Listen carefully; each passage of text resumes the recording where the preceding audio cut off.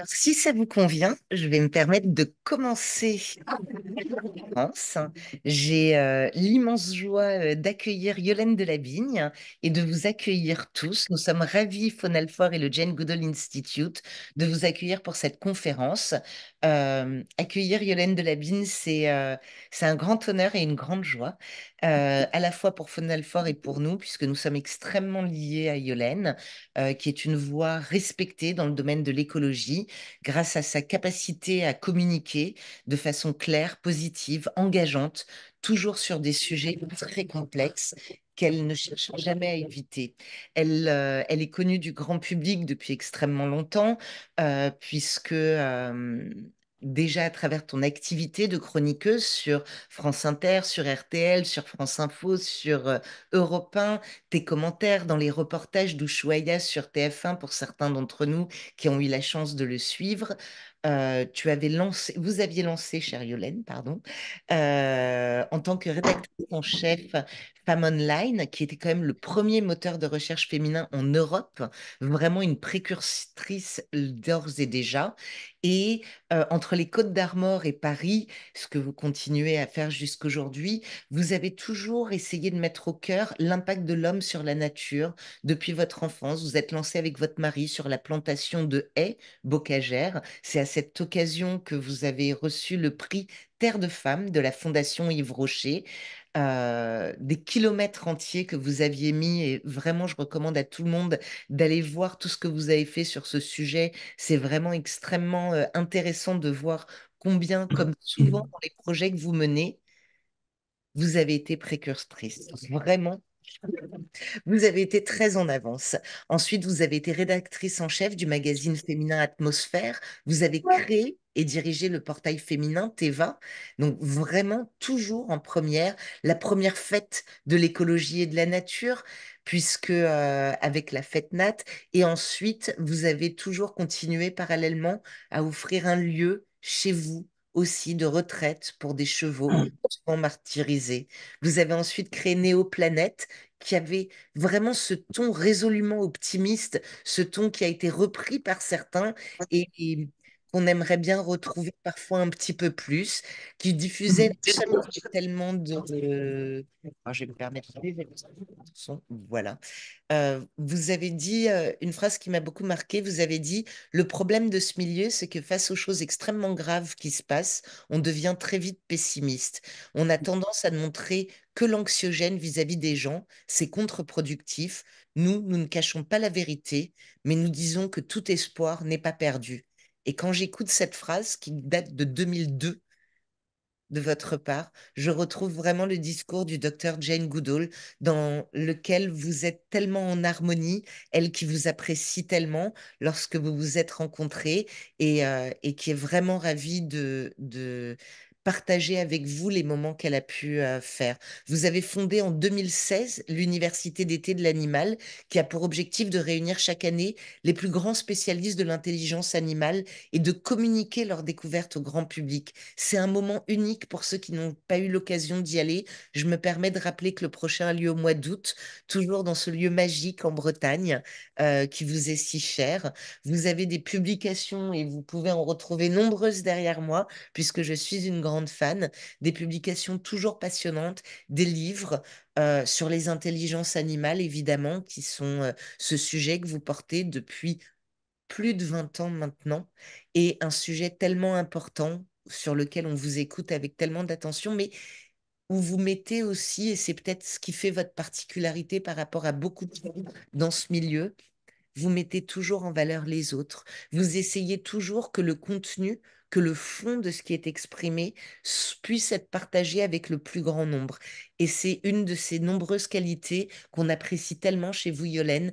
Merci infiniment de nous faire l'honneur d'être présent dans ce cycle de conférences. C'est pour nous une joie et d'autant plus de vous accueillir sur un sujet qui nous passionne et qui est un sujet pas si facile que ça sur la libre évolution, le rewild, et qui est un sujet sur lequel beaucoup d'opinions sont souvent clivantes. Les gens souvent voient le rewild soit en tout blanc, soit en tout noir.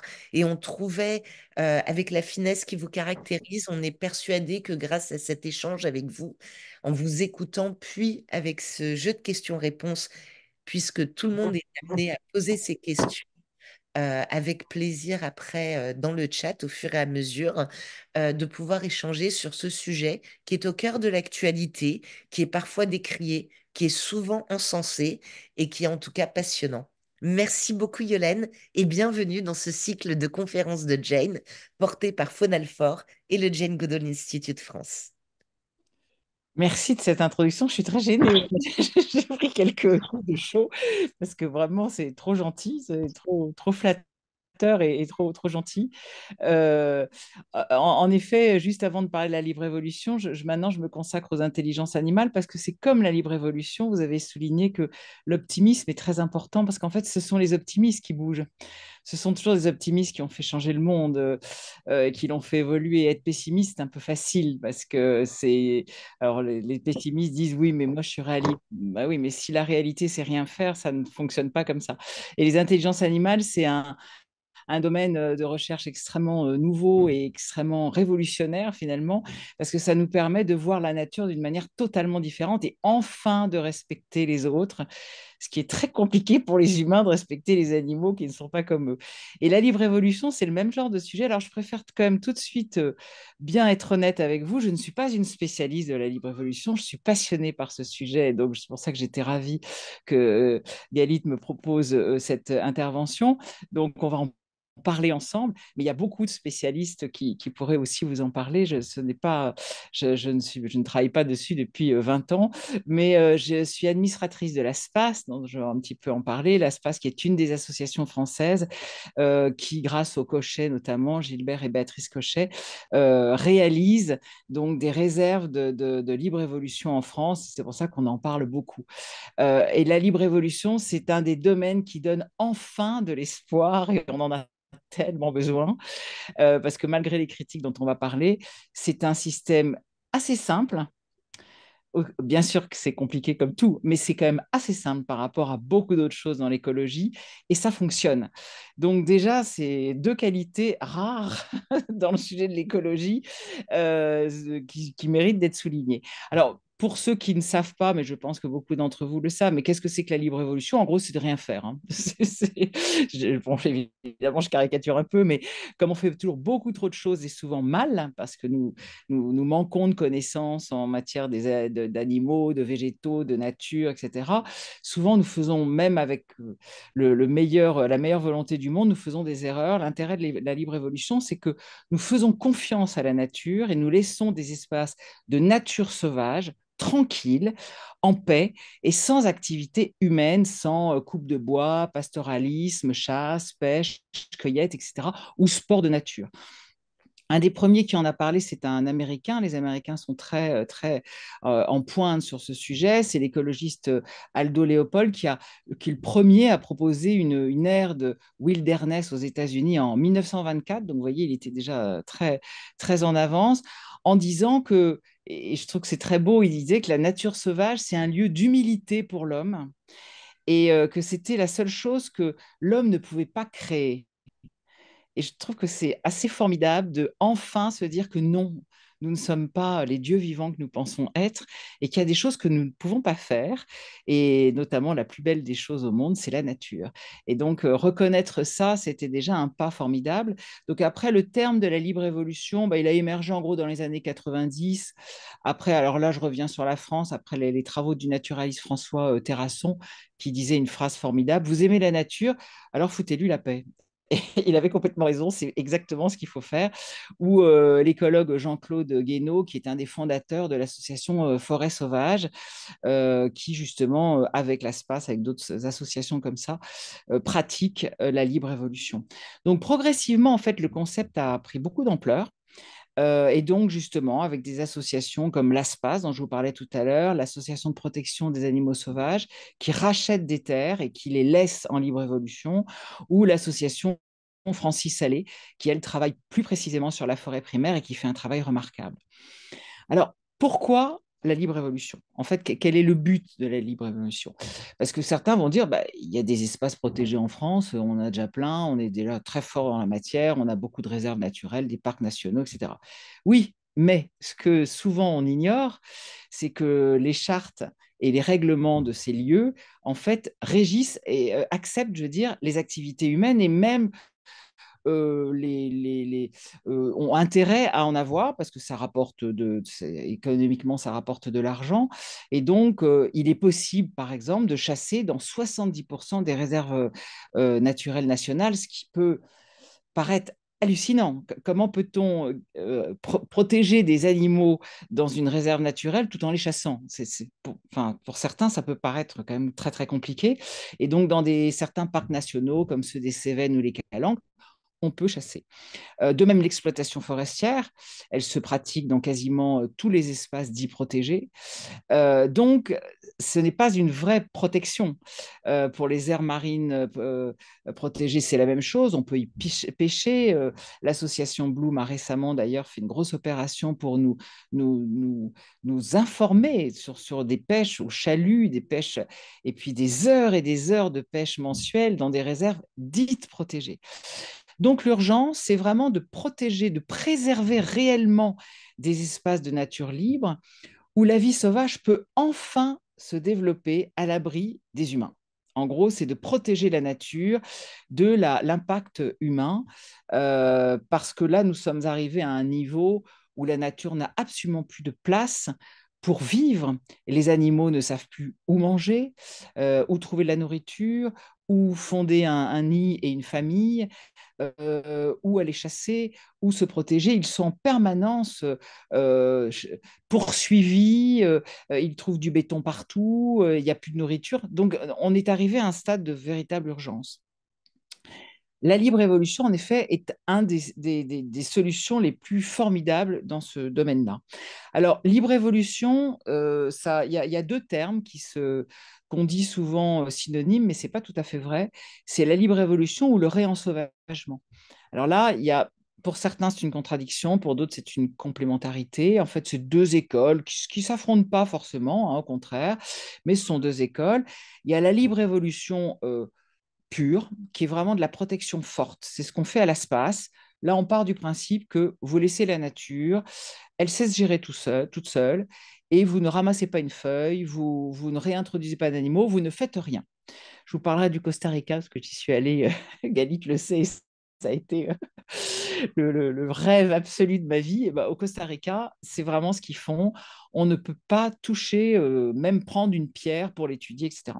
Ensuite, on a le réensauvagement, qui est, personnellement, je trouve que c'est une solution quand même très utile parce qu'on part du principe que, bien sûr, la nature peut se gérer toute seule, mais qu'elle a tellement souffert des erreurs humaines, elle est parfois dans un tel état qu'il faut quand même un petit peu l'aider. Il faut un peu lui donner des coups de pouce. Par exemple, planter des arbres locaux, bien sûr. Réintroduire des abeilles pour la pollinisation. Réintroduire des fourmis pour dépolluer le sol. Pour ça, on va par exemple prendre un exemple très célèbre dans le milieu de l'écologie que vous connaissez peut-être, c'est le Yellowstone avec la réintroduction des loups. En fait, on avait sous la pression des éleveurs, on avait éradiqué tous les loups, ça avait coûté très cher, mais les éleveurs étaient contents et du coup, les herbivores pouvaient être heureux en paix. Au bout de quelques années, ça a été absolument l'enfer parce que les herbivores sont devenus beaucoup trop nombreux, ont commencé à appauvrir la terre, ça a même fini par appauvrir les rivières et il y avait un vrai problème d'appauvrissement de Yellowstone. Sur la pression des écologues et des éthologues, on a fini, après des années de lobbying et après beaucoup d'argent à nouveau, par réintroduire des loups. Et là, les loups ont fait leur travail de gestion naturelle en tuant chez les herbivores les plus vieux, les malades, parce que c'est ça qui est formidable dans la nature, c'est qu'il y a une gestion très intelligente du garde-manger, si je puis dire. Et du coup, aujourd'hui, Yellowstone est redevenu ce que c'était, c'est un parc absolument magnifique, un des plus beaux parcs du monde, plutôt très bien géré. Et d'ailleurs, c'est souvent un exemple que je donne beaucoup pour comparer les humains et les animaux. J'aime bien cet exemple, c'est que vous prenez justement une vallée, vous mettez un un prédateur comme le loup, il va en effet manger que ce qui n'est pas très utile, en effet, euh, le- les vieux mâles, les malades, les petits, etc. Et puis, une fois qu'il aura vu il a quand même beaucoup prélevé, comme on dit, il va partir et puis il va revenir.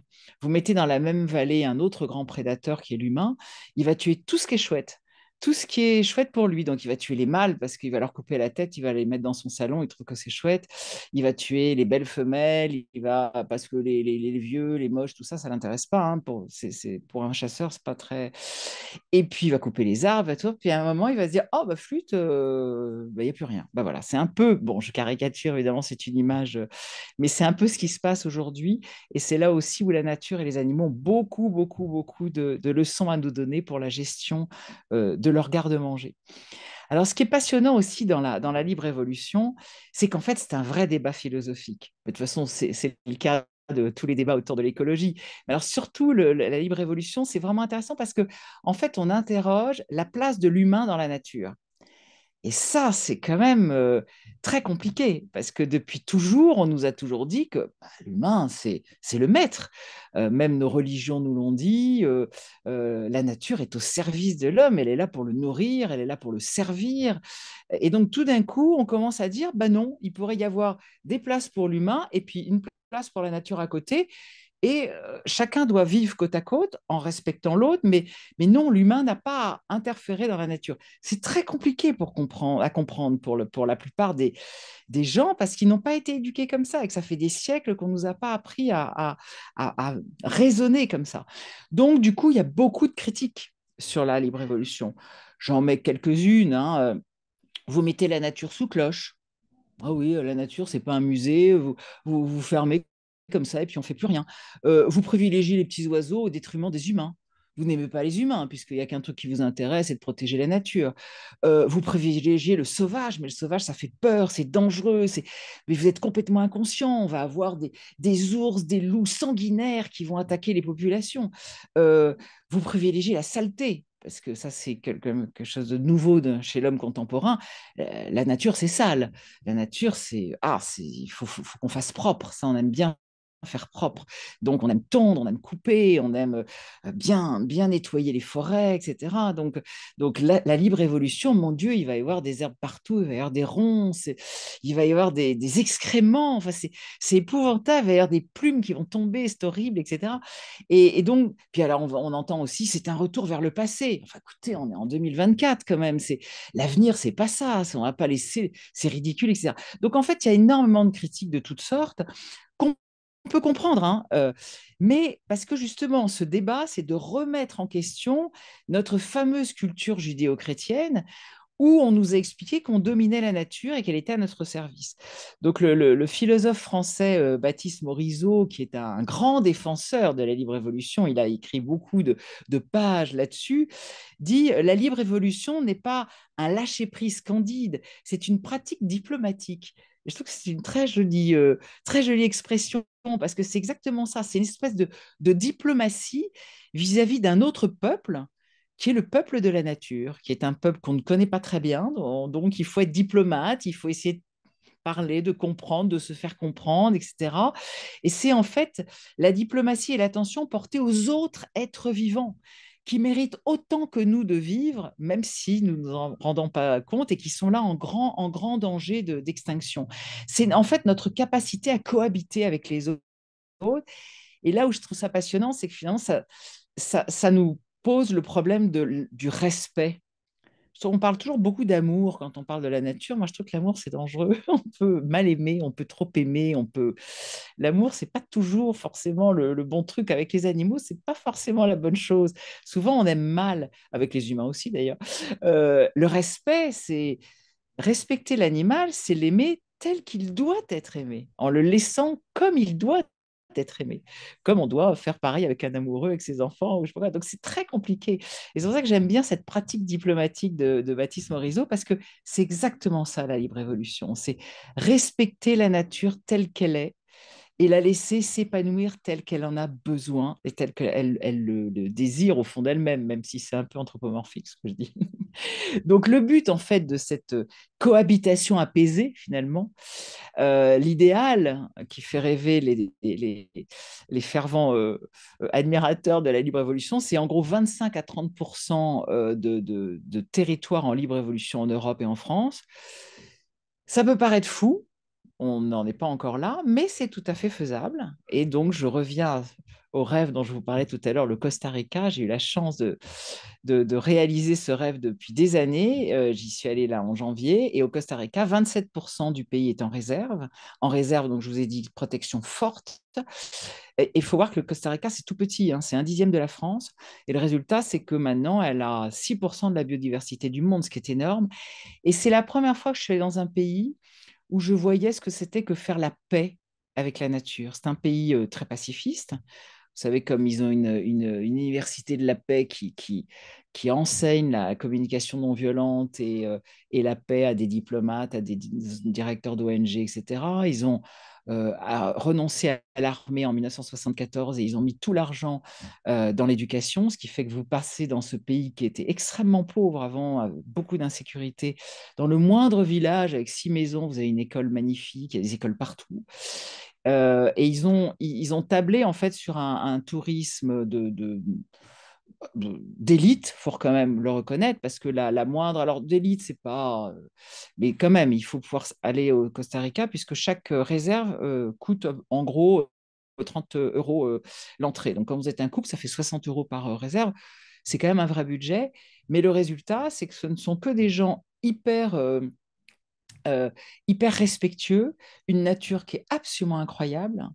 Euh, et tous les gens qui étaient des paysans, qui étaient des pauvres, vraiment, il y a encore une quarantaine d'années, aujourd'hui sont des naturalistes, ont des hôtels, avec des constructions extrêmement respectueuses de la nature, etc. Et enfin, dernière chose que j'admire beaucoup au Costa Rica, c'est qu'il y a 7 ans, ils ont interdit la chasse avec un raisonnement très intelligent. Il y avait encore des pumas qui descendaient de la jungle pour tuer des animaux d'élevage, parce qu'il y a beaucoup d'élevage au Costa Rica, mais c'est du bel élevage dans des grandes prairies avec des arbres partout. Les vaches ont leurs cordes, elles vont boire dans une rivière. Vous vous dites, mais je savais même pas que ça existait encore, c'est merveilleux, quoi. Et il y avait donc des pumas qui descendaient régulièrement manger, donc les éleveurs râlaient. Et le gouvernement, au lieu de se dire comme les nôtres, bon, bah, on va éradiquer le puma, on va tirer, etc., il a eu l'intelligence d'écouter des scientifiques et d'écouter des professionnels qui leur ont dit, bah oui, ils descendent parce qu'ils n'ont pas assez à manger.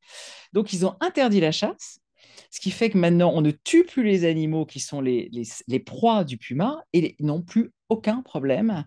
Le seul petit problème qu'ils ont de temps en temps, c'est que malheureusement, les pumas tuent de temps en temps des chiens, ce qui n'est pas très cool pour les chiens, parce que dans des villages qui sont dans la jungle, alors évidemment, en pleine jungle, quand il y a un petit chien qui se balade, le puma trouve que c'est sympa pour son 4 heures. Donc ça, c'est pas... Il vaut mieux faire attention à son chien, mais en tout cas, ils n'ont plus les problèmes que nous avons, par exemple, avec les loups.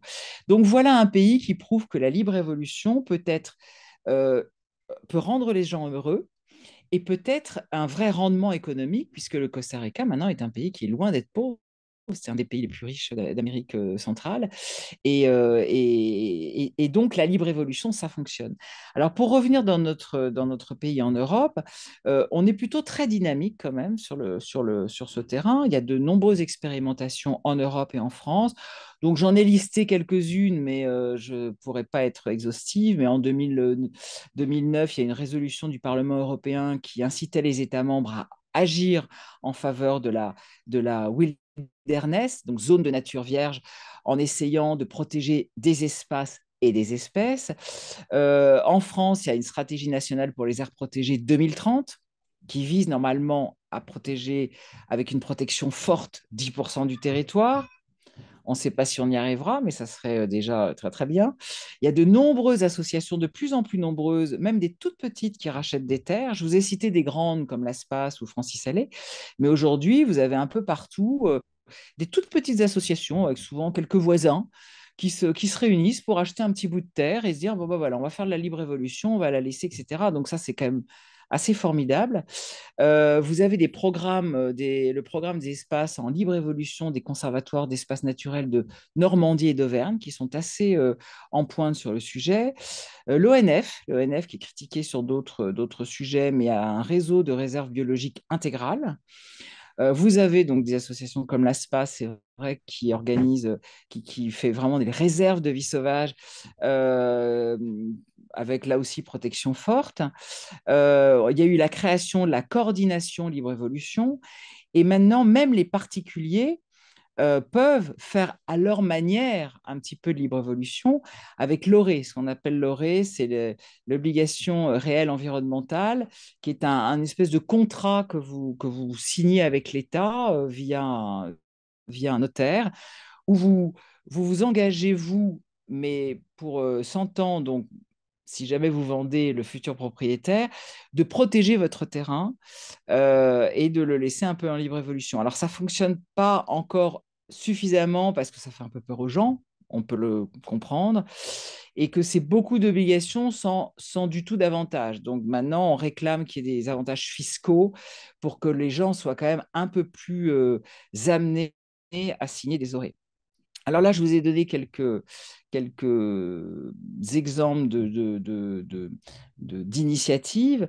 Euh, En fait, pourquoi ça fonctionne et pourquoi de plus en plus de gens se mettent à la libre évolution, c'est que en fait, c'est une solution très pragmatique. On a dit tout à l'heure que c'était un débat philosophique, mais au-delà de ça, c'est aussi une solution très pragmatique contre des vrais problèmes que nous avons aujourd'hui et que nous ne savons pas très bien gérer. Par exemple, les arbres morts. Une des bases de la libre évolution, c'est de laisser les arbres morts. Quand on fait propre, toujours l'obsession de la propreté, dès qu'un arbre tombe, vite, vite, vite, on va le couper, on en fait des bûches, on l'enlève. En fait, il faut le laisser mort parce que ça va redevenir un habitat, toute une vie avec beaucoup d'insectes qui vont se développer, ça va faire revenir des animaux, ça va maintenir une humidité et c'est un des meilleurs moyens pour éviter les incendies. On en a eu un exemple il n'y a pas très très longtemps, en 2012, dans l'île de La Gomera. Je ne sais pas si vous y êtes allé, qui est une île écologique magnifique. Moi, je la connais bien, j'y suis allé beaucoup. Et il y a un incendie qui a ravagé 10% de l'île. Ça a été absolument terrible. Et comme par hasard, l'incendie s'est arrêté aux portes de la forêt primaire, parce qu'au centre de l'île, il y a une grande forêt primaire qui est absolument incroyable, qui est magnifique. Et donc, beaucoup de scientifiques sont allés voir à la Gomera pour se dire mais comment ça se fait? Comment ça se fait que ça aurait dû aller beaucoup plus loin? Et en fait, non, c'est ce qu'ils ont constaté par leurs études. Le tapis végétal est tellement humide, d'ailleurs, quand vous marchez dans cette forêt, vous savez, vos pieds font crou, crou, tellement il y a une belle mousse, il y a vraiment, on sent que c'est humide, ça a arrêté les flammes. Et à la Gomera, par exemple, ils ne font rien. Quand vous avez un arbre qui tombe, alors ils ont des sentiers, parce que c'est touristique, ils ont des sentiers bien balisés pour les touristes. Donc là, ils vont enlever l'arbre pour ne pas barrer la route aux touristes, mais sinon, ils la laissent comme ça, parce que justement, ça permet à la forêt de continuer d'être entretenue avec de la vie. Alors que par exemple, dans les Landes, où on a une obsession toujours d'éliminer tout ce qui est sale, de bien faire propre dans l'épinède, eh ben, elles ont été extrêmement détruites. Donc ça, c'est déjà un des premiers succès de la libre évolution. La libre évolution, aussi, ça permet d'absorber de grosses quantités de CO2. On sait bien que quand on maintient une forêt en bon état, c'est important pour capter le CO2. L'écoulement naturel des eaux, puisqu'on laisse là aussi l'écoulement naturel des cours d'eau, ça limite les risques d'inondation. Et d'ailleurs, en ce moment, j'ai vu qu'il y avait toute une campagne lancée par la SNPN pour la réintroduction de castors et que les castors, avec leur barrage naturel, en fait, seraient bien plus efficaces que les méga-bassines. Et donc, on commence maintenant à dire il faudrait vraiment faire attention et je fais une chronique là-dessus pour RTL. La Californie qui avait éradiqué tous ces castors, elle est en train de les étudier à travers un système un peu comme un Google Earth, un algorithme avec des images prises par satellite pour s'inspirer, pour essayer de comprendre comment font les castors et pour essayer de réintroduire des castors dans les certaines régions de la Californie qui sont en proie chaque année aux flammes. Donc, vous voyez, même eux qui, après les avoir éradiqués se sont dit finalement, les castors, ce sont des super hydrologues très très expérimentés, ils vont pouvoir nous aider. Donc la libre évolution, ce sont ces zones humides, grâce aux castors ou d'autres, qui là aussi tempèrent la sécheresse et l'acidification, la rédification des terres. Et on sait très bien que les forêts de feuillus ont un meilleur pouvoir réfléchissant et donc une meilleure capacité à ne pas laisser passer la chaleur et à maintenir l'humidité. Donc là aussi, contre le réchauffement climatique, c'est un des meilleurs moyens. Une fois de plus, laisser faire, ne rien faire. Et c'est un des meilleurs moyens. Et puis, je terminerai avec la meilleure pour nous des solutions pragmatiques, c'est qu'il y a moins d'intervention humaine, ça coûte moins cher, ça demande moins de travail. Et donc finalement, d'être un peu paresseux parfois, ça peut rapporter gros. Et le pire, évidemment, c'est que ça marche, parce que la résilience de la nature est extrêmement important. Donc, je vous conseille un livre qui, moi, m'a enchanté, ça m'a donné des ailes aux pieds. C'est le livre des Cochets, donc Béatrice et Gilbert Cochet qui sont au, au comité d'administration de l'ASPAS et qui sont à Forêt Sauvage aussi, qui sont co-créateurs de la... Donc, ce sont des grands spécialistes, des naturalistes, grands spécialistes de la libre évolution. Ils ont écrit chez Actes Sud l'Europe réensauvagée, où ils donnent plein d'exemples. Et franchement, quand vous lisez ce livre, si vous êtes un peu pessimiste sur l'avenir du monde, vous fermez le livre et vous dites, ah non, mais quand même, hein, ah, il y a des choses qui marchent, mais c'est trop bien. Et vous allez devenir des fans de la libre évolution. Donc, je prends quelques exemples. Il y a des bisons en Pologne, par exemple, alors que les bisons avaient complètement disparu. L'aigle royal est sauvé. Il y a l'ours, comme on le sait, c'est difficile, mais il est sauvé. Il y a l'antilope saïga au Kazakhstan. Il y a les gorilles des plaines en Ouganda ou au Rwanda qui ont été sauvés aussi grâce à ça. Et maintenant, la déforestation est interdite pour aider les gorilles. Et puis, je terminerai par un exemple magnifique, je trouve un exemple formidable, c'est le parc Patagonia. 30 ans de coopération entre des philanthropes, Douglas et Christine Tompkins, qui sont, vous savez, Douglas Tompkins, ils avaient fondé la marque The North Face, donc ce sont des gens extrêmement riches, et ils ont eu l'intelligence de faire de la libre évolution tout en faisant des coopérations avec le gouvernement du Chili. Donc ils ont acheté, alors c'est des milliers, des milliers, des milliers d'hectares, et ils ont donc monté un parc qui s'appelle le parc de Patagonia. Ils ont cédé 410 000 hectares en 2017 à l'État chilien. Ils avaient déjà donné d'autres hectares, mais là, ça a été la plus importante donation de terres privées de toute l'histoire. Et ils ont, évidemment, avec une condition, c'est que l'État s'engage à protéger ces terrains. Et du coup, l'État chilien a été tellement convaincu, emballé par cette histoire qu'ils se sont engagés à protéger encore 950 000 hectares de plus. Et en 2018, ils ont créé la route des parcs de Patagonie, toujours en collaboration ensemble, qui est une route de 2800 km qui relie 17 parcs nationaux au Chili pour essayer de faire un des plus longs itinéraires à la fois touristiques, mais en même temps dans l'idée toujours de sauver des espèces sauvages. Et ils ont déjà commencé à sauver des fourmiliers, des pumas qui étaient en voie d'extinction. Donc j'aime bien, je trouve chouette de terminer avec cet exemple parce que ça montre qu'il y a des grands milliardaires qui sont des gens formidables et qui peuvent être des philanthropes. Voilà, à une époque des super riches, où on est parfois un peu teigneux en se disant quand même, tout cet argent, à quoi ça sert? Ben, parfois, ça peut servir à de bonnes causes. Ce que je trouve aussi formidable, c'est qu'un État, un gouvernement peut avoir l'intelligence de faire des partenariats privés comme ça. Donc ça, là aussi, ça donne du baume au cœur. Et puis que ça fonctionne, ça fonctionne. Donc, je crois que le mot de la fin, ça serait gardons espoir. C'est pas facile, va falloir se battre, mais il y a des choses qui fonctionnent. Et en tout cas, la libre évolution, ça marche. Merci en tout cas de m'avoir écouté. Puis je suppose qu'on va discuter si vous avez des questions ou des remarques ou même vous, des exemples à nous donner. Merci Yolène. Merci beaucoup, Yolène. Alors, on a déjà quelques questions qui sont apparues et certaines qui me sont envoyées directement par email, comme mon mail est sur le ticket. Mais vous pouvez les partager plutôt sur le chat à l'intérieur, n'hésitez pas. Alors, une des questions qu'on me pose, c'est est-ce qu'on peut planter et décider de remettre certaines espèces végétales, même dans le cadre du réensauvagement, alors qu'on ne doit rien faire. Mais si on pense que ce serait mieux. Alors, dans le cadre du réensauvagement, normalement, on peut le faire, oui, absolument. Mais là aussi, il faut le faire en faisant attention. Là, par exemple, il y a tout un, je ne sais pas si vous avez vu, il y a tout un débat sur le grand tétra qu'on voudrait réintroduire dans les Alpes françaises. Et il y a des associations qui sont contre parce il est en train de complètement disparaître et on ferait venir des grands tétras. Vous savez qu'il y a un oiseau assez extraordinaire et qui est assez fragile parce qu'il faut absolument de la neige. Et comme il y a moins de neige, et puis qu'il a été très chassé, qu'il y a eu tellement de constructions avec les sports d'hiver qui, bah, là aussi, il ne sait plus où aller, il ne sait plus où nidifier, il ne sait plus rencontrer de partenaires pour fonder sa famille, etc. Mais en fait, on ferait venir des grands tétras d'Europe du Nord qui ont l'habitude d'un temps beaucoup plus difficile, enfin beaucoup plus froid, et beaucoup d'associations spécialisées disent non, ils vont pas s'adapter à la France, ça peut pas marcher comme ça.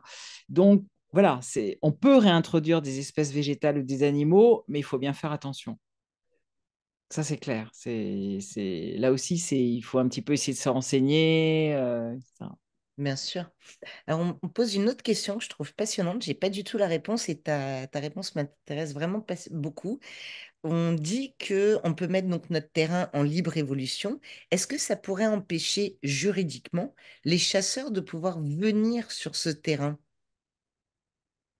Ah non, c'est encore autre chose, parce au contraire, les chasseurs adorent la libre évolution. C'est plein d'animaux à tuer, donc c'est formidable, hein. Donc c'est pour ça qu'ils aiment beaucoup aller dans les réserves, etc. Donc non, ça n'y a pas de protection juridique.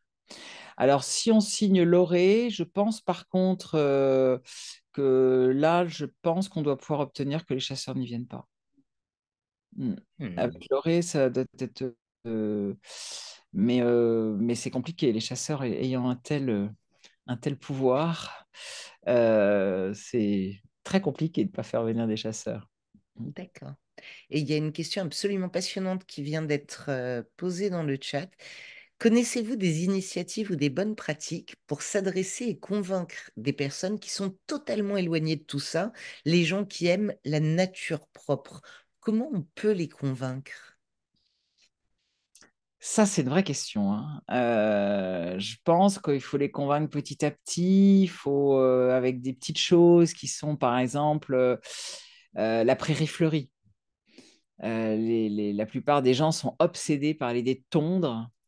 Donc déjà, leur dire, voilà, si vous avez un tout petit bout de prairie fleurie, vous allez voir, c'est tellement beau. Et c'est vrai que c'est tellement beau une prairie fleurie. Là aussi, ça demande beaucoup moins d'entretien, sauf au départ, mais bon. Et après, vous voyez des fleurs, vous voyez le retour des papillons, etc. Donc déjà, leur dire un petit coin. Bon, si vous voulez que ce soit propre, faites au moins un petit coin. Ou alors, par exemple, il faut vraiment, je pense, le faire en confetti. On peut leur dire, voilà, vous faites votre prairie fleurie, et puis vous pouvez faire certains espaces, par exemple, faire tondre des petits chemins pour que ce soit un peu plus propre. Donc là, peut-être ils vont commencer à comprendre, ou alors donner à manger aux oiseaux des graines l'hiver ou de l'eau l'été. Et là, ils vont voir autour de la mangeoire ou de l'abreuvoir plein d'oiseaux venir. Ça va intéresser leurs enfants. Donc tout d'un coup, ils vont se dire, oh, c'est chouette quand même, les oiseaux, c'est chouette que j'ai des oiseaux sur mon balcon ou dans mon jardin. Et puis petit à petit, ils vont commencer à retrouver, parce que les oiseaux, ça fait quand même des fientes. Donc petit à petit, ils vont comprendre que bon, malgré quelques fientes qu'on voit à peine, c'est une telle poésie, c'est une telle joie au quotidien d'avoir des oiseaux qui viennent que voilà, il faut essayer petit à petit. Mais je trouve qu'il commence à y avoir un petit peu des progrès. Il y a encore beaucoup, beaucoup, beaucoup à faire. Mais dans les jeunes générations, je pense qu'il y a quand même de plus en plus de gens qui sont moins dans le côté faut tondre à fond. Euh, Ça commence. On est au démarrage, quoi. Sur les bords de route, par exemple, moi, je ne sais pas où vous habitez tous. Moi, j'habite en Bretagne, qui est une région quand même. Et là, sur les bords de route, il y a de plus en plus de bords de route qu'on laisse libres. Et ça, c'est incroyable, hein. Ça, vous n'avez pas l'habitude, quoi. C'est toujours tout triste, tout. On a l'impression que c'est du béton vert. Et là, tout d'un coup, vous voyez des fleurs. Bon, donc il y a de plus en plus de villages qui laissent maintenant des herbes folles, dites folles ou mauvaises herbes, dans certaines ruelles, et ça, c'est un charme fou, ça donne un romantisme incroyable, ça devient presque une mode. Donc peut-être que comme ça, par petites touches, on peut réussir à convaincre. Et puis, je pense qu'il faut dire aux gens aussi tout ce qui se passe, en fait. Moi, je sais que chez moi, j'ai plein de ronces. Donc, je suis considérée comme quelqu'un de très sale par mes voisins. On nous a souvent dit qu'on était sale. Ah oui, parce que les ronces, c'est sale pour les gens. C'est sale, c'est moche, etc. Mais dans les ronces, mais c'est juste merveilleux ce qui se passe dans les ronces. En fait, les ronces, c'est un immeuble à animaux. Et donc, quand vous leur expliquez que juste en passant à côté de vos ronces, vous entendez que ça bouge, vous avez des rongeurs, même des petits renards, plein d'oiseaux, plein d'insectes, que les ronces permettent de nourrir plein de petites abeilles, etc. Bon, peut-être que petit à petit, les gens vont se dire, ah oui, d'accord, je peux peut-être laisser un petit coin sauvage. Si déjà chacun dans son jardin laissait un tout petit coin sauvage et une toute petite mare pour qu'il y ait au moins un petit peu d'animaux aquatiques qui puissent venir, quelques libellules et quelques grenouilles, ça serait... Mais ça viendra. Alors, on a de nombreuses questions. Vous parliez de routes et il y a une des questions qui disait comment convaincre les politiques de ne plus soutenir divers projets qui sont problématiques, les routes qui fragmentent les habitats naturels des animaux, le fait de raser une forêt pour pouvoir mettre des éoliennes, etc. Et qui mettait en parallèle aussi la législation qui oblige à débroussailler et d'un autre côté, cette volonté d'être en libre évolution, enfin, ces injonctions contradictoires. Si je peux me permettre de reprendre ainsi la question de Lily, qui par ailleurs a posté un article passionnant, si je peux me permettre. Bah là, c'est compliqué parce qu'on s'adresse d'abord à une méconnaissance de nos dirigeants, quand même, dans l'ensemble, ils n'y connaissent pas grand-chose et ils s'y intéressent pas beaucoup. Ils s'intéressent pas aux avis des scientifiques et moi, c'est ce qui me désespère. On a des scientifiques formidables, on a des grands spécialistes qui n'arrêtent pas de hurler depuis des années en disant mais on va dans le mur, etc. et on les écoute pas. Et puis, il y a le poids des lobbies. C'est toujours pareil. C'est qu'en général, à chaque fois, il y a toujours un lobby derrière, il y a toujours et une vision à court terme. Moi, je pense qu'il n'y a que deux façons de faire. C'est voter, déjà. Enfin, non, il y a en fait, il y a plusieurs façons de faire. Il y a voter, déjà voter quand même pour des gens qui ont un programme écologique et qui respectent la nature. Il y a consommer. Consommer, c'est une façon de voter. Si déjà on consomme en mangeant du bio, en refusant certaines marques, etc., bah, il y a quand même, c'est un message très fort politiquement. Depuis que le gouvernement actuel est là, le bio s'est effondré parce que sous la pression de la FNSEA, on a vraiment mais, tout fait pour que le bio meure. Et le bio est en très mauvais état en France alors qu'il était en train d'émerger. Moi, j'achète bio même parfois quand c'est plus cher, pour moi, c'est un acte politique. Je préfère acheter moins, mais acheter bio, parce que c'est ma façon à moi de dire, je refuse de manger des aliments d'abord mauvais pour ma santé, mauvais pour la nature. Je refuse ce système-là. Donc voilà. Après, adhérer à des associations. Je pense que chacun d'entre nous doit adhérer déjà à Fonalfort et à Jane Goodall Institute. Il faut adhérer à un maximum d'associations parce que ça coûte rien. Ça va vous coûter 20 ou 30 euros dans l'année. Et c'est quand même une façon de leur donner du pouvoir face à l'État. Quand une association arrive en disant moi j'ai des milliers de gens derrière moi, c'est quand même plus efficace que si elle a trois Pékins. Donc et puis ensuite faire chez soi comme on peut. Voilà, avec sur son balcon, oui, nourrir les oiseaux, mettre quelques plantes, des plantes euh, là, tout à l'heure, j'ai interviewé un naturaliste passionnant sur les abeilles solitaires qu'on connaît très très mal et qui sont extrêmement importantes. On connaît que les abeilles mellifères, évidemment, parce qu'elles sont intéressantes puisqu'elles nous donnent du miel. Enfin, elles nous donnent, les pauvres, on leur prend leur miel. Mais les abeilles mellifères, tout le monde s'en fiche. Enfin, les abeilles solitaires, on s'en fiche parce qu'elles sont toutes seules. Elles sont extrêmement importantes pour la biodiversité. Mais rien que ça, avec elles, si vous mettez juste, par exemple, de la lavande, des choses comme ça, elles adorent ça, ça les nourrit. Donc déjà, même sur votre balcon, si vous mettez de la lavande, de la menthe, des fleurs que les abeilles aiment et que les oiseaux aiment, c'est votre façon à vous de participer. Chacun fait comme il peut, mais si on est des milliers de gens à faire comme on peut, ça finit par compter. Bien sûr. Il y a Clément qui pose une question qui fait un peu écho à celle de Roxane tout à l'heure sur qu'est-ce que la libre évolution, enfin en tout cas jusqu'où ça va et comment ça fait. Il disait un exemple au milieu du béton. De plus en plus de villes ne désherbent plus les rues et donc on redécouvre des espèces de végétaux qui permettent aux insectes de se développer. Il souligne et il met un lien d'ailleurs après sur Qu'est-ce qui pousse dans ma rue, un livre manifestement génial, mais il demande est-ce que là on est dans le cadre de la libre évolution? Si j'ai bien compris, ça serait... Enfin pardon, je vous laisse répondre. Alors oui, c'est une bonne question. Non, je pense pas que ce soit... Enfin, il n'a pas tort, c'est une forme de libre évolution puisqu'on laisse la nature faire. Donc oui, on va dire que c'est une libre évolution citadine. Et du coup, on a beaucoup de personnes qui proposent différentes choses en disant qui pourraient aller dans le bon sens, comme Chris, qui dit qu'il faudrait convaincre la SNCF qu'il y a beaucoup d'espaces verts autour des limites des rails, de les laisser pousser, de ne pas élaguer ni de tondre.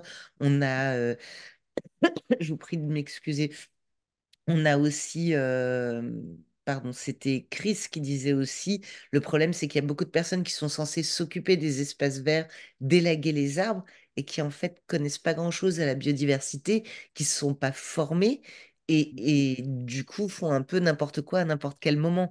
Donc on revient à cette dichotomie de sensibiliser, former à la fois les politiques mais aussi les gens qui agissent au quotidien.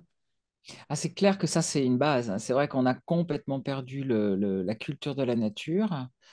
Et on est tous des citadins, hein. La plupart des gens sont des citadins. Donc maintenant, les jeunes connaissent plus les marques de basket que les noms des oiseaux. Et c'est normal. Je lisais que un enfant, il sort pas plus dehors qu'un détenu. C'était terrible comme comparaison, mais c'était assez vrai en fait. La plupart des enfants dans les villes, bah, ils vont à l'école et ils sortent quand ils rentrent chez eux, quoi. Mais à part aller au parc où c'est pas vraiment la nature, euh, comment peuvent-ils apprendre le nom des oiseaux et le nom des fleurs? C'est très très compliqué. Donc là, il y a un rôle, mais là aussi, du gouvernement. On devrait l'apprendre réellement à l'école. On devrait faire réellement des cours dans la nature, pas juste de temps en temps un truc de sciences nat. On devrait, on peut tout faire dans la nature. On peut apprendre les maths. Les animaux comptent très bien, hein. Ils sont très très forts en calcul mental. Donc on pourrait très bien apprendre par exemple les maths dans la nature. Et, et puis nous tous, c'est vrai que, et en effet, comme vous dites, avoir des vrais professionnels, l'élagage, vous avez raison, hein, on peut faire mourir un arbre en l'élaguant mal, et au contraire, on peut le revivifier, lui donner, il faut vraiment un spécialiste pour l'élagage. Et il y a en fait différentes questions qui ont été posées qui repartent sur, pas les critiques, mais sur le fait de dire parfois on essaye de mettre la nature sous cloche, or nous vivons à côté et avec elle. Euh, En fait, est-ce que c'est pas une question de degré plus que de... Est-ce qu'il n'est pas important d'avoir à la fois de la libre évolution et du réensauvagement, mais aussi réapprendre à vivre avec, à côté et au sein de cette nature, nous, sans être obligés de la mettre sous cloche. Et je trouvais que la remarque était extrêmement intéressante et peut-être peut faire office, je sais pas, je voulais savoir ce que vous Alors moi, en je pensez. dirais il y a les deux là-dessus, parce que je pense qu'en effet, il faut qu'on réapprenne à vivre dans la nature en la respectant. Là, je vois, il y a tout un débat en ce moment sur les gens qui ont des forêts privées et qui veulent plus que les gens y rentrent. Les visiteurs viennent y rentrer. Je comprends que les gens râlent. Ils disent la nature appartient à tout le monde, c'est scandaleux, etc. Je comprends très bien mais en même temps, quand vous écoutez ces propriétaires, ils vous disent que bah oui, mais si c'est pour avoir des gens qui viennent juste pour prendre les champignons, venir pique-niquer en laissant des papiers sales et une canette de bière, etc. Et c'est vrai qu'on sait bien que l'humain est quand même très sale, hein, il jette les choses partout. Enfin, on voit bien l'état de nos villes. Donc, tant que nous n'apprendrons pas à aller quelque part sans casser, sans abîmer, sans jeter des détritus, etc., c'est compliqué. Donc, il faut d'un côté qu'on apprenne à réellement euh, vivre dans la nature, mais en même temps, moi, je reste quand même persuadée qu'il faut des endroits où l'humain ne va pas. Et je trouve que c'est même presque excitant, en fait, un endroit où on ne va pas. Tout d'un coup, Moi, chez moi, j'ai un tout petit endroit, c'est pas bien grand, hein, mais où on ne va jamais. J'y vais pas. C'est un tout petit boisement qu'on avait fait avec mon mari sur une zone humide, etc. Et un jour, je me suis dit, bon, j'y vais plus. Parce que j'ai deux chiens, quand je les balade, etc., je me dis, en fait, ça se trouve, on leur fait peur, etc. Et je trouve ça très excitant. Quand je passe devant cet endroit, qui est minuscule, hein, je me dis, il se passe des choses. Alors, je sais qu'il y a des hiboux, parce que je les entends la nuit. Je sais qu'il y a des oiseaux, parce que je vois les oiseaux. Et je trouve que c'est chouette d'avoir un endroit qui vous échappe. Non, mais je trouve ça terrible de toujours vouloir avoir la main mise sur tout. Ça aussi, je trouve que c'est une vraie question. Est-ce que mon but dans la vie, c'est de tout dominer, de tout... Bah non. Pourquoi? En fait, en quoi ça me rendrait plus heureuse que de toujours... Et je trouve qu'il faut que chacun se pose ces questions-là. Et je trouve que l'idée d'avoir, oui, des réserves, euh, où vous ne savez pas ce qui se passe ces forêts entremêlées où il y a une espèce de mystère, etc. C'est génial, c'est ce qui donne de la poésie au monde. Donc, c'est chouette aussi de retrouver ça. En fait, oui, de lâcher prise. Il a raison, Baptiste Morisot. C'est un vrai lâcher prise là. Il y a un moment, lâcher prise. Lâchons ce côté. Ah, on peut pas s'empêcher d'être là. Mais non, il y a des endroits où on est là, et puis il y a des endroits où on n'est pas là. Et puis, on laisse une vie incroyable se vivre, des histoires d'amour, des drames, des histoires de famille, et laissons quelques scientifiques et quelques photographes aller pour étudier et pour nous rapporter des images. Mais sinon, Écoutez, c'est sur ces mots tellement beaux que je vais laisser la parole à Jean-François. Je voulais vraiment vous remercier. Je me permets, Jean-François, juste avant. Je voulais vraiment vous remercier.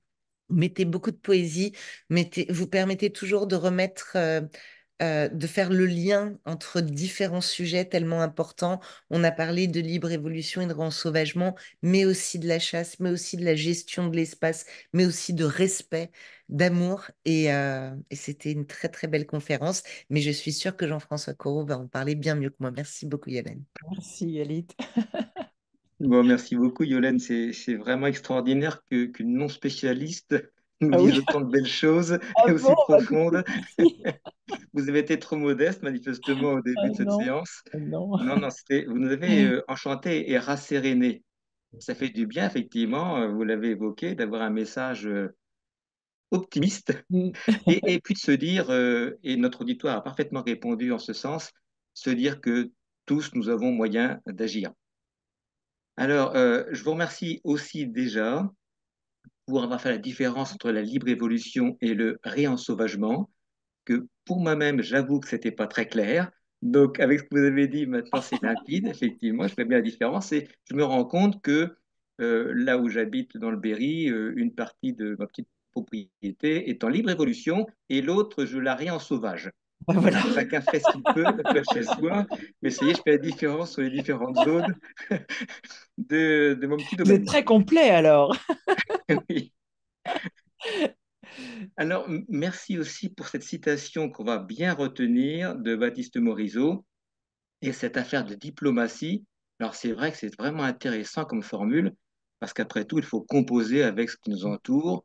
Et c'est vrai qu'on a cette tendance toujours à vouloir agir et respecter effectivement la nature sauvage. Après tout, c'est pas si facile hein, parce qu'on a tellement tendance à vouloir la mettre au cordeau, ou même si on la respecte, bon, c'est quand même, on va quand même éliminer ceci ou cela qui nous embête un petit peu, qui est un peu moins joli que le reste. Donc, on l'expédie parce que quand même, on fait quelque chose de flatteur qui nous entoure. Et c'est vrai que c'est pas simple de ne rien faire. Finalement, c'est là qu'il faut se forcer, en somme, à ne pas agir. Et puis, il y a donc ce respect de la nature, hein, et il faut la prendre telle qu'elle est. Et je dirais, autant en centre de soins que dans son foyer avec ses animaux de compagnie, ah, Dieu sait si cette règle est juste. Ouais. Respecter effectivement l'animal qu'on prépare pour le relâcher, c'est vraiment effectivement lui faire comprendre qu'on ne va pas l'embêter, on respecte sa façon de faire, qui parfois peut être un peu agressive, mais enfin, nature. Et j'aime bien aussi toujours parler de nos animaux de compagnie à qui on fait des fois une drôle de vie, parce qu'on n'a pas fait l'effort de les comprendre. Et Dieu sait s'ils nous apparaissent un petit peu décalés par rapport à notre esprit humain, mais après tout, ils valent aussi bien que nous. Et leur façon de se comporter doit être considérée comme aussi honorable que la nôtre, parfois même plus, parce qu'eux ne se contraignent pas. Et vraiment, effectivement, là, j'ai mon chien à mes pieds et j'irai pas le caresser parce que là, il est tranquille. Et c'est vrai qu'on a tendance à leur imposer des tas de choses et à la nature sauvage encore plus. Merci infiniment, Yolène. C'était vraiment un merveilleux moment. Merci à vous. Oui, c'était très, très agréable. Merci beaucoup. Il faut dire que le sujet est tellement génial. C'est un sujet enchanteur. J'espère que tu lis, Yolène, tous les mots qui te sont adressés dans Ah le non, je suis avec chat, vous, je vais le qui lire, te mais remercient de cette conférence qui fait ah, du génial. bien, de cette Hein. bouffée d'air frais, de notes d'espoir dans Ah cet oui, je espace vois. si anxiogène et déprimant. Voilà, enfin, vraiment que des compliments. Merci beaucoup, Yolène. Merci à tous. Et le mois prochain, nous aurons la chance de pouvoir écouter les trois jeunes lauréats du prix du jeune chercheur qu'on ne connaît pas encore, puisque figurez-vous que les candidatures viennent d'être déposées et les membres du jury, dont Jean-François Couraud, recevront les dossiers dès demain. Donc, le mois prochain, j'espère que nous aurons le plaisir de nous retrouver pour cette autre conférence. Merci à tous et bonne soirée. Au revoir. Merci. Merci et au revoir. Merci, Hélène.